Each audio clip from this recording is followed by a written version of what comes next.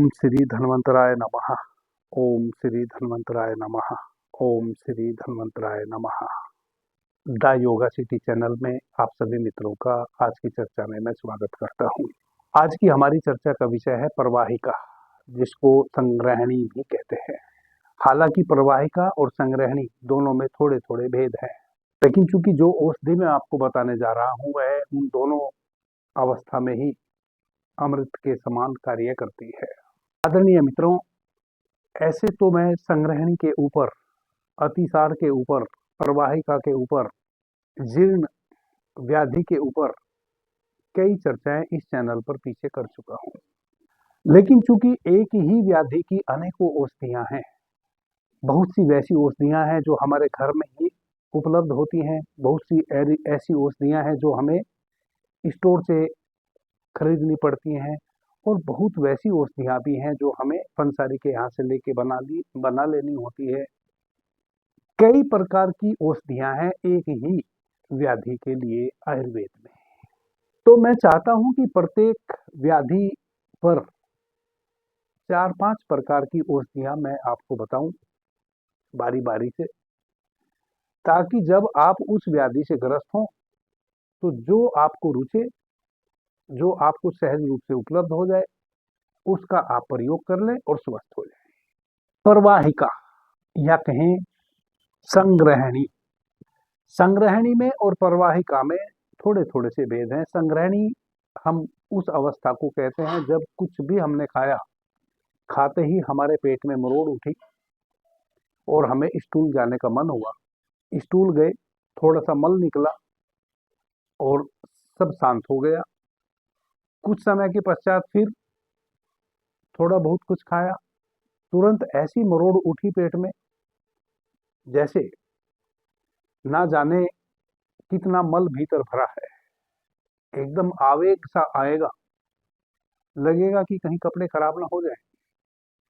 लेकिन जब आप संडास पे जाकर बैठेंगे तो 1-2 विंड्स होएगी और थोड़ा सा आंव निकलेगा या कच्चा मल निकलेगा अधपका, जो वेग है वह शांत हो जाएगा। यह तो हुई संग्रहणी की अवस्था।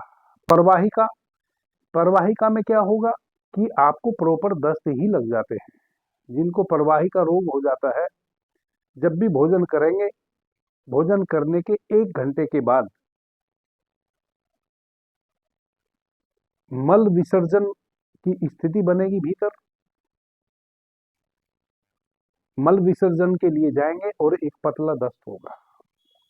इस प्रकार से दिन में 3-4 बार दस्त हो ही जाते हैं प्रवाहिका के रोगियों को। तो इन दोनों ही अवस्था में एक ऐसी साधारण सी औषधि है जो है तो अति साधारण, आपको सुनकर विश्वास भी शायद ना हो, लेकिन जब सभी औषधियां थक जाती हैं, जब सभी औषधियां काम करना बंद कर देती हैं, जब आप नाना प्रकार की चिकित्सा आजमा लेते हैं और तब भी यदि आपको लाभ ना मिलता है, कई बार जो औषधि मैं आज आपको बताने जा रहा हूं वह तब भी कार्य करती है। औषधि क्या है? पका हुआ केला और घर में जो चाय की पत्ती होती है, जब हम चाय बनाते हैं जो पत्ती डालते हैं, चाय पत्ती, वह और देसी खंड, ये 3 औषधि है। 1 भर चम्मच देसी खंड ले लीजिए और उसमें 1 चुटकी चाय की पत्ती को बारीक पीसकर मिला लीजिए। केवल 1 चुटकी, अधिक नहीं। मुश्किल से आधा ग्राम। 2 पके हुए केले लें, चित्तीदार पके हुए केले, जिसके छिलके पर अब चित्ती चित्ती आ गई हो, बिल्कुल पक गया हो केला, वैसे 2 केले ले लें। जैसे नमक लगा लगा के केला खाते हैं, वैसे आप वह खंड और चाय की पत्ती का जो मिश्रण आपने तैयार किया है, उसको केले से लगा लगा के खूब चबा चबा के खाएं। केला बहुत सॉफ्ट होता है, तो कई बार हम क्या करते हैं कि 2-4 बार मुंह में केले को चबाए और निगल गए, वैसा नहीं करना है। थोड़ी सी कच्ची केले की काटें, खूब अच्छे तरीके से उसको मुंह में चबाएं, एकदम इतना चबाएं कि वह लिक्विड बन जाए आपके मुंह में, तब उसको निगलें। फिर थोड़ा वह मिश्रण लगाएं, खंड और चाय की पत्ती का मिश्रण फिर केले से लगाएं और फिर थोड़ा सा उसकी एक बाइट लें, फिर उसको मुंह में अच्छे तरीके से चबाएं। यानी कि 2 केले खाने में कम से कम आपको 5 से 7 मिनट लगें, इतना उसको चबा चबा के आप खाएं। बिल्कुल उसको मुंह में लिक्विड बना देना है। आदरणीय मित्रों, बड़ा चमत्कारिक योग है यह। आपने सुबह बासी मुंह करना है, यानी कि खाली पेट आपने इसी का प्रयोग करना है। जिन मित्रों को भी बार बार पेट में मरोड़ उठती है और मल विसर्जन होता नहीं, या प्रतिदिन खाना खाने के 1 घंटे बाद एक दस्त लगता है, यानी कि 3-4 दस्त जब भी आप कुछ खाएंगे लगेंगे, जिसको हम परवाहिका कहते हैं, या जब भी कुछ खाएंगे पेट में मरोड़ उठेगी, आपको भाग के संडास जाना पड़ेगा, 2-4 विंस होगी, थोड़ी सी आंव निकलेगी और फिर शांत हो जाएगा सब कुछ।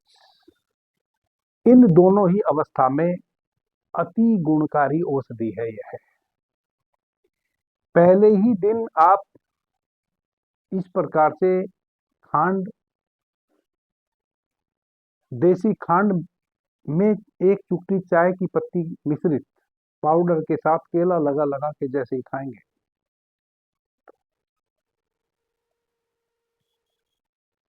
तैसे ही आपको पहले ही दिन वह मरोड़ बननी बंद हो जाएगी। अब दिन भर आपको मरोड़ नहीं बनेगी। इस प्रकार से यदि रोग बहुत पुराना है तो आप 15 दिन निरंतर सेवन करें, और यदि 1-2 वर्ष से आपको समस्या है तो आप 10 दिन सेवन करें, और यदि अभी आपको 2-4-6 दिन पहले ही ये प्रॉब्लम आई है तो आपको 1 से 2 दिन यह प्रयोग करने से ही इस रोग से छुटकारा मिल जाता है। जब आप इन दोनों व्याधियों से ग्रस्त हों, एक बात का ध्यान हमें जरूर रखना चाहिए कि जब तक हमारे पेट में गर्मी नहीं बढ़ेगी तब तक हमें यह रोग नहीं होगा।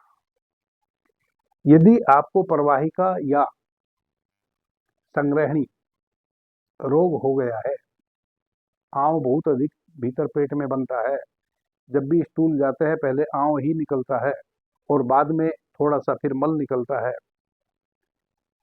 वैसी अवस्था में कोई भी गर्म तासीर वाला भोज्य पदार्थ आपको सेवन नहीं करना चाहिए।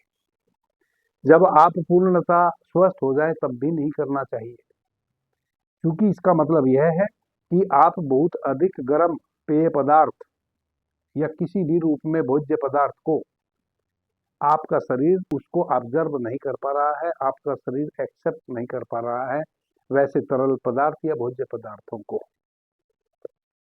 वह आप हमेशा हमेशा के लिए त्याज दें, क्योंकि यदि आप दोबारा फिर गर्म और अधिक तेल युक्त भोज्य पदार्थ लेंगे, वापस से आपको प्रॉब्लम हो जाएगी। अभी तो सप्ताह 10 दिन में 100% इस रोग से आप मुक्त हो जाएंगे। अभी के लिए इतना ही। आपने मुझे ध्यान से प्रेम से सुना, उससे मैं बहुत अनुग्रहित हूँ। सभी मित्रों को मेरा प्रणाम, धन्यवाद। हर हर महादेव।